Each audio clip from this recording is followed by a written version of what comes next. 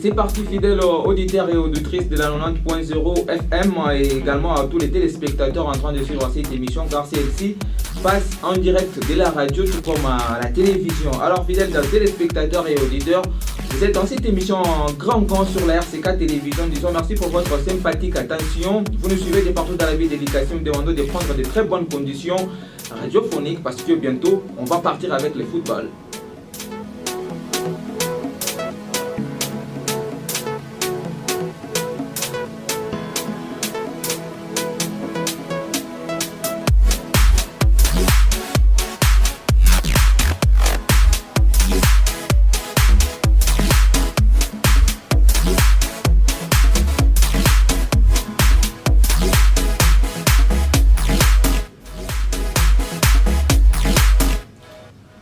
Voilà, on va directement partir avec les informations. Surtout, on va commencer avec la Coupe aux grandes oreilles. C'est la Ligue des champions.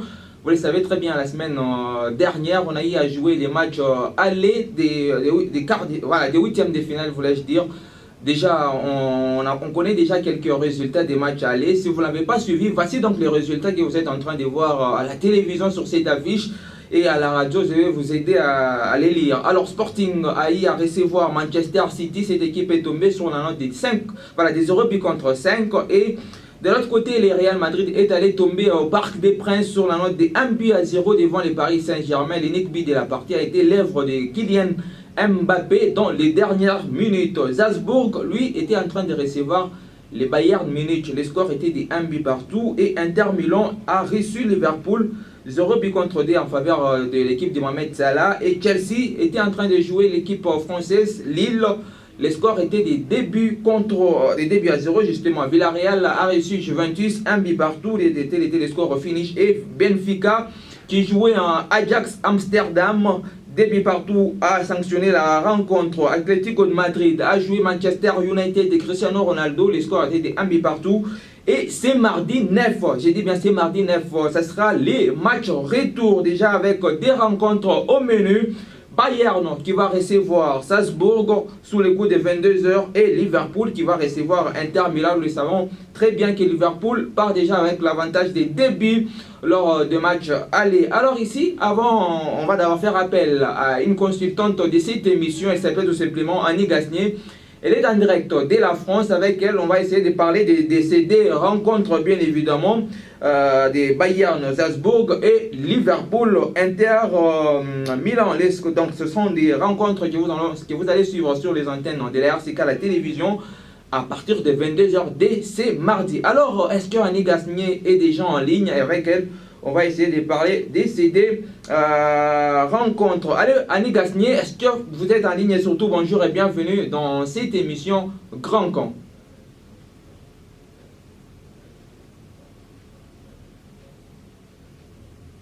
Voilà, Annie Gasnier, nous disons bonjour et surtout bienvenue dans cette émission Grand Camp sur la RCK Télévision qui passe également à la radio où les auditeurs sont en train de vous suivre. Bonjour Élisée Chibanda, bonjour à tous. Voilà, merci beaucoup voilà, Annie Gasnier, vous êtes en direct de la France. Alors, on va parler de ces deux rencontres comme j'étais en train de les dire. Les Bayern qui va recevoir Salzbourg, bien évidemment. Et après un match nul d'un but partout en match aller, pensez-vous que la machine bavaroise va se défaire facilement de cette équipe? Je ne crois pas que ce sera facile, mais dans son stade, jouant donc à domicile et devant son fervent public, il me semble difficile au Bayern de Munich de ne pas se qualifier pour le quart de finale de la Ligue des Champions.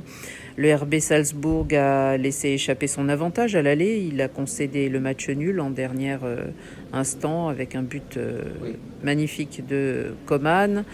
Et pour l'équipe bavaroise qui va sûrement remporter son 10e titre consécutif en Bundesliga, l'élimination serait à mon avis une faute grave, surtout pour le jeune entraîneur Nagelsmann.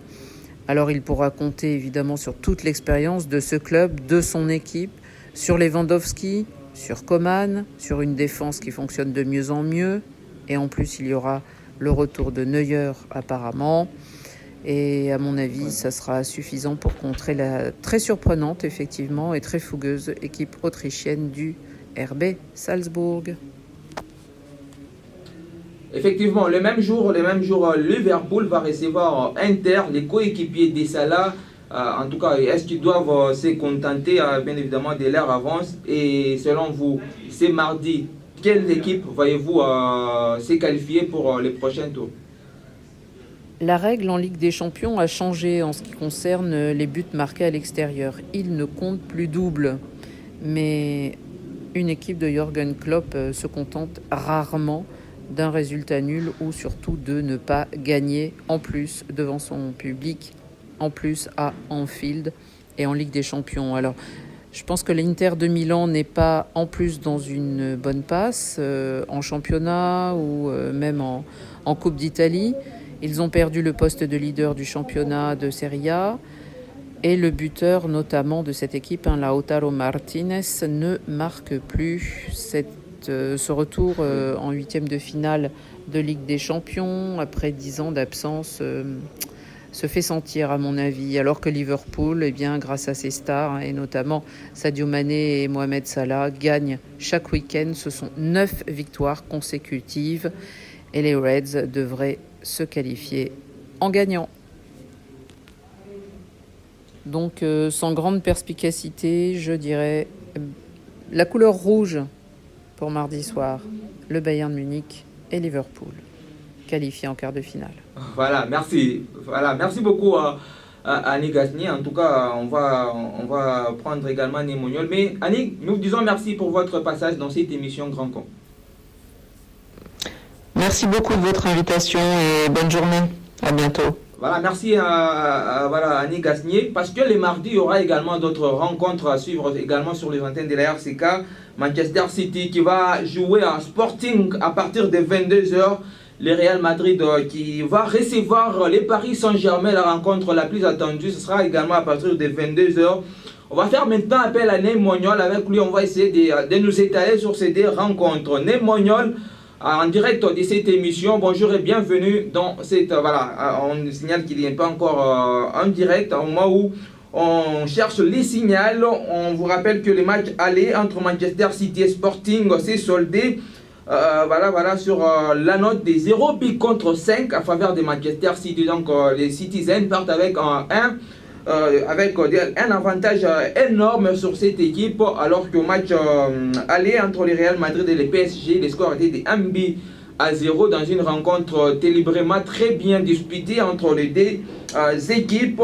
La seule réalisation était l'œuvre de Kylian Mbappé qui n'a pas encore, qui son contrat va prendre fin d'ici juin. Alors, on va prendre Némoniol en direct de cette émission. Disons bonjour et surtout bienvenue dans cette émission Grand Canem. Voilà, il y a un petit souci des réseaux, mais on nous arrange de l'autre côté parce que nous allons recevoir Némoniol en direct de cette émission. Avec lui, on va parler de ces deux rencontres et nous projeter également sur la FEA Coupe qui est la Coupe d'Angleterre. On va également vous parler de ces championnats qui est en huitième de finale justement, avec toutes ces rencontres qui se sont livrées de ce côté-là. Mais ici on parle d'abord de la Ligue des Champions parce que c'est mardi et mercredi, ça sera la reprise des matchs retour entre, donc le mardi ce sera d'abord le Bayern qui va recevoir Salzbourg et Liverpool qui va recevoir Inter à partir de 22h juste. Et le mercredi, Manchester City va recevoir Sporting à 22h et le Real Madrid, le tout grand Real, va recevoir les Paris Saint-Germain à partir de 22h également. RDL Cassis, et c'est une rencontre que vous aurez à suivre justement sur les antennes de la RCK Télévision. À la radio, vous allez vous contenter du résultat que nous allons vous donner le mercredi prochain. Alors, est-ce que Némoniol est avec nous? Alors Nem, si vous êtes en direct, bonjour et surtout bienvenue dans cette émission Grand Camp. Salut Élisée, salut toute l'équipe, j'espère que vous allez bien. Voilà, nous allons très bien, Némoniol. Alors, on parle de la Ligue des Champions, bien évidemment. Les Manchester City, qui va recevoir Sporting S. Tout est déjà joué, un match aller pour Manchester City après sa large victoire des 0 buts contre 5.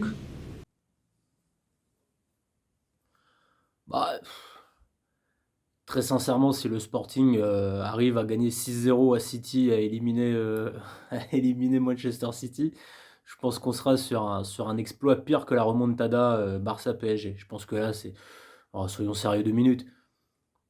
Non seulement l'écart est vraiment gros, je vois pas tellement ce que le Sporting pourrait faire de plus, à la rigueur, si mieux défendre.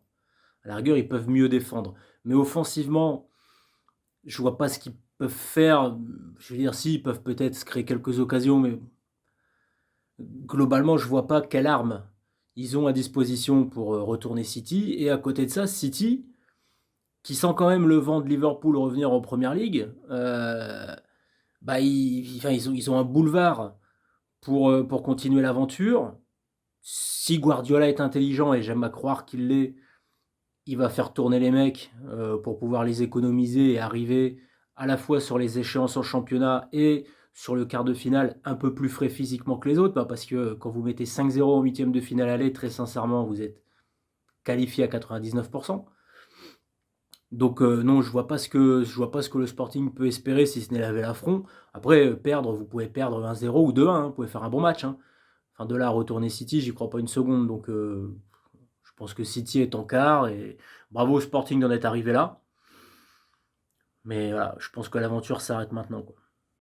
Voilà, alors Nem, voilà, on va prendre également ces matchs d'ailleurs les plus attendus, les Real qui va recevoir les Paris Saint-Germain au Santiago Bernabéu. Comment le Real doit entamer en tout cas ces matchs pour corriger les erreurs du match aller?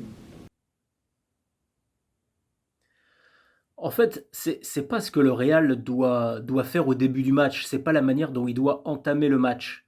C'est la manière dont il doit jouer 90 minutes, et peut-être même plus. C'est-à-dire qu'en fait, il doit faire l'inverse de ce qu'il a fait au match aller. Au match aller, il n'a rien fait.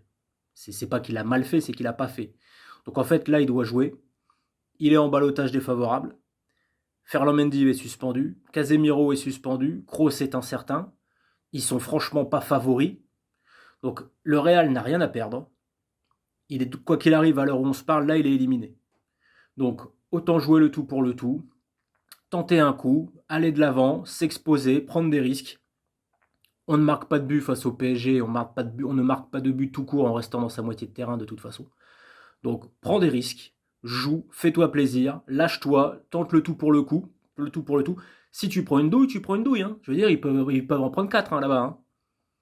Mais à un moment donné, fais quelque chose. Ne laisse pas ne laisse pas l'impression que tu n'as pas joué sur l'ensemble de la double confrontation. Parce que si tu rates le match aller, mais que tu joues bien au retour et que tu te qualifies, même au tir au but, on retiendra que ton match aller n'était pas terrible, que tu t'es qualifié, voilà, tu as fait preuve de vertu morale, patati patata, tu connais la chanson.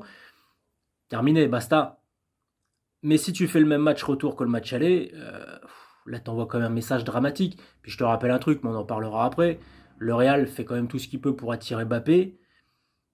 Tu envoies quel message aux joueurs, à ta recrue phare de l'année prochaine ou de dans 2 ans, si tu joues comme ça, si tu te fais éliminer lamentablement au huitième de finale de Ligue des Champions.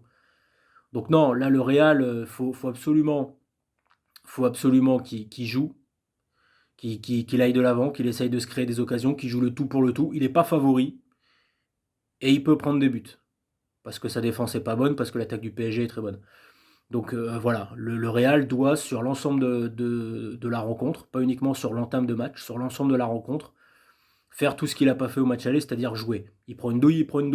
Mais au moins, il aura pris une douille en jouant. Parce que là, l'image que laisse le Real, à l'heure où on se parle, l'image que laisse le Real en Ligue des Champions est catastrophique. Voilà, merci Nem Mognol. Alors, pour les Paris Saint-Germain, quel conseil donnerez-vous à Mauricio Pochettino pour ce grand match qu'il attend ce mercredi? Écoute, je ne vais pas donner de conseils à Pochettino, même si en France, il a l'image d'être une pipe et que tout le monde va lui apprendre son métier. Moi, je pense que Pochettino, il y a 2 choses au PSG. Il y a une défense qu'il faut absolument renforcer. Il faut absolument que le PSG ne prenne plus de buts. Qui est son point faible, finalement. Il prend des buts, le PSG. Donc il faut absolument qu'il garde sa défense et qu'il mette Mbappé dans les meilleures conditions. Les meilleures conditions à Paris, c'est pas Messi, c'est pas Neymar, c'est Mbappé. Pochettino, en tant qu'entraîneur, doit impérativement impérativement mettre Mbappé dans les meilleures conditions. Si Mbappé est mis dans les meilleures conditions, avec les bons joueurs autour de lui, à son bon poste, avec la bonne animation, il va marquer. Sûr, il va marquer. Voilà, le vrai conseil que je pourrais donner à Pochettino, si tant est que je puisse lui en donner un, c'est de mettre Mbappé dans les meilleures conditions et de trouver une animation défensive qui n'expose pas le PSG. Moi, je pense quand même, si tu veux qu'on fasse des parallèles avec les saisons précédentes, la différence avec le 4-0 du Barça ou avec la victoire contre Manchester United au match aller, c'est que d'abord, le score était quand même plus flatteur, plus large, et que l'adversaire avait joué, pas forcément bien joué, mais joué. Là, le score, finalement, il est de 1-0. Ça s'est joué dans les toutes dernières secondes. Donc le score, il est en faveur du PSG, mais c'est un très faible avantage. Et la deuxième chose, c'est que le Real n'a pas joué. Et qu'on serait quand même surpris de voir le Real refaire un non-match.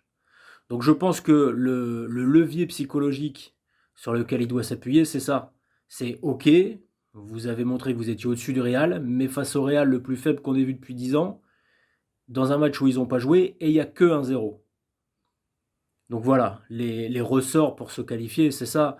Maintenant, je te le répète, PSG est favori. Et vu l'état de forme de Mbappé, vu les problèmes de défense du Real,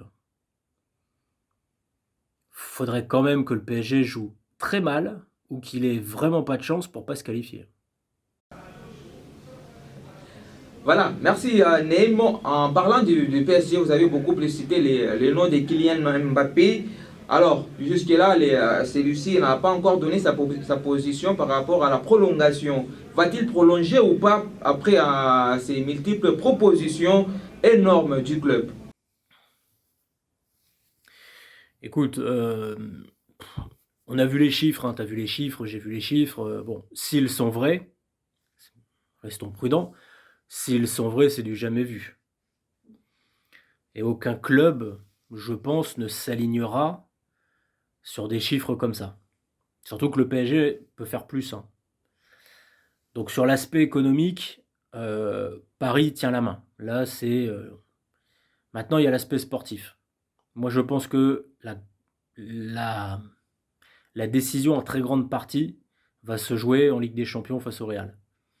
Si le PSG soulève le Real 3-4-0, qui met un doublé, un triplé, et qu'ils vont leur marcher dessus, il n'y aura aucun intérêt à aller en Espagne, qui est un championnat qui s'est affaibli, qui est un championnat qui existe en grande partie grâce à la rivalité entre le Real et le Barça. Et comme on ne sait pas tellement ce que va faire le Barça en face,